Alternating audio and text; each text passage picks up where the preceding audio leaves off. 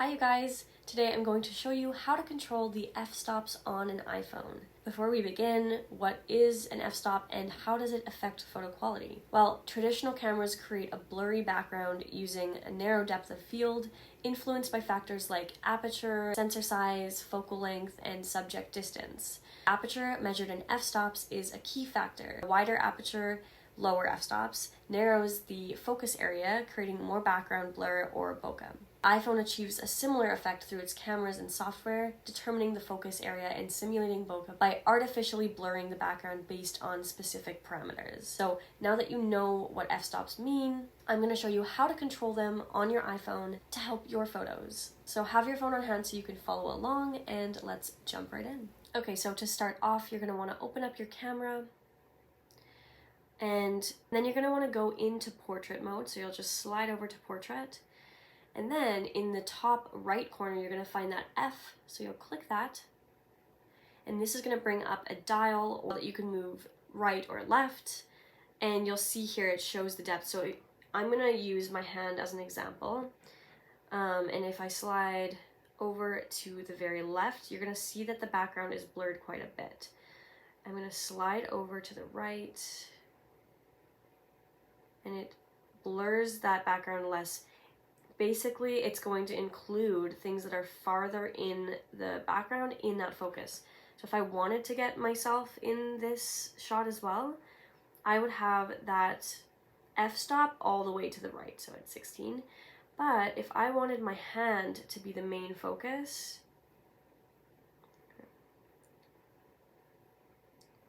that f-stop at the very left at 1.4 is going to make sure that the background is very much blurred out and you can only see my hand. Really quick, if you guys are finding this video helpful, hit that like button and subscribe to our channel. This helps the channel to grow and for us to reach a larger audience. Thank you so much. And let's get back to the video. Another thing you can do is you can edit that f-stop after the photo has been taken. The only thing you have to make sure of is that that photo is taken in portrait. So I'm going to take a photo in portrait without editing any of the f-stops. I'm going to take one of my hand. Okay, and I'm going to go into my camera roll. I'm going to hit edit in the bottom right. Up in the top of the screen, you're going to find that f1.4. Once again, you're going to click on that, and it's going to bring up a dial just as before. So now I can slide over and I can edit those f-stops. If I wanted to include more of that background, I'm going to slide it all the way to the right.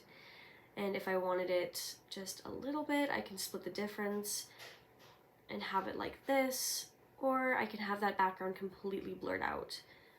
But you do have that option to change it, and when you're done, you'll just click down in the bottom right, and there you have it. The last thing I'll tell you are a few tips about using and editing the f-stops and the bokeh or blur kind of effect, and maybe when not to use it and how to use it. I think a huge beginner mistake, and I see a lot of people doing this, is overusing that blur effect. For example, if you're taking a group photo in portrait mode and people often pose in different positions, or someone's a little bit over to the left, people aren't spaced out properly, and if you have that f-stop all the way over to the left and that background is like extremely blurred, your picture is going to blur out parts of people, maybe entire people. It's not going to look very good. So everything in moderation. That's why I like the fact that you can edit those f-stops after you've taken the photo. Another tip would be, if the photo doesn't look good with nothing blurred in the background, it's probably not going to look good with the background blurred. So try and have a background that you're happy with, because your photo will turn out better in the long run, even if you blur it out.